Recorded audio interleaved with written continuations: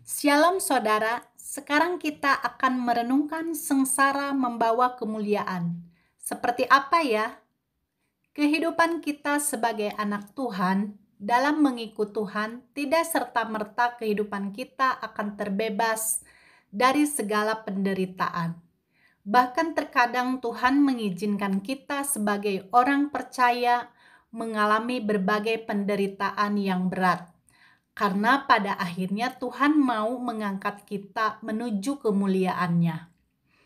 Yang terpenting adalah bagaimana respon kita dalam menghadapi berbagai penderitaan dan pergumulan hidup. Apakah kita akan tetap setia ataukah kita akan kecewa sehingga menjauh dari Tuhan? Semua respon itu tergantung dari tingkat kedewasaan rohani kita.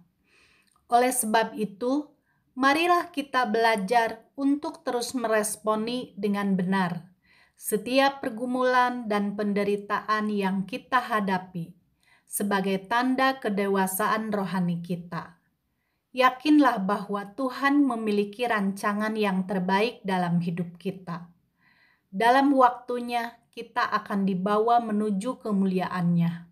Seperti Yusuf diangkat oleh Firaun sebagai raja muda di Mesir. Akibatnya Yusuf memiliki kekuasaan yang sangat besar dan kemuliaan yang luar biasa. Tetapi hal ini terjadi setelah Yusuf mengalami berbagai penderitaan, seperti dimasukkan ke dalam sumur, dijual sebagai budak, bahkan masuk penjara. Sikap Yusuf yang benar ketika dalam penderitaan membuat Tuhan mengangkat dan meninggikan Yusuf. Bahkan memakai Yusuf untuk memelihara hidup sebuah bangsa yang besar. Apa yang Yusuf lakukan ketika berada di dalam penderitaan sehingga Tuhan berkenan? 1. Patuh melakukan perintahnya. Firman Tuhan Kejadian 39 ayat 7-8. Selang beberapa waktu istri tuannya memandang Yusuf dengan berahi. Lalu katanya, "Marilah tidur dengan aku." Tetapi Yusuf menolak dan berkata kepada istri tuannya itu, "Dengan bantuanku itu tidak lagi mengatur apa yang ada di rumah ini, dan ia telah menyerahkan segala miliknya pada kekuasaanku." Yusuf tetap patuh kepada perintah Tuhan dengan cara menolak godaan dari istri Potifar untuk berbuat hal yang tidak berkenan kepada Tuhan. Ketika kita mengalami pergumulan dalam hidup, seringkali ada banyak jalan pintas yang datang kepada kita yang tidak berkenan kepada Tuhan. Misalnya pergi ke dukun untuk berobat, meminta pesugihan, meramal masa depan, dan lain-lain. 2. Percaya kepada rancangan Tuhan. Firman Tuhan Kejadian 45 ayat 4 dan 7. Lalu kata Yusuf kepada saudara-saudaranya itu, "Marilah dekat-dekat, maka mendekatlah mereka." Katanya lagi, "Akulah Yusuf, saudaramu, yang kamu jual ke Mesir. Maka Allah telah menyuruh aku mendahului kamu untuk menjamin kelanjutan keturunanmu di bumi ini dan untuk memelihara hidupmu, sehingga sebagian besar daripadamu tertolong." Yusuf tidak dendam kepada saudara-saudaranya yang telah menjual dia menjadi seorang budak. Yusuf pun tidak menyalahkan Tuhan atas semua penderitaan yang telah dia alami.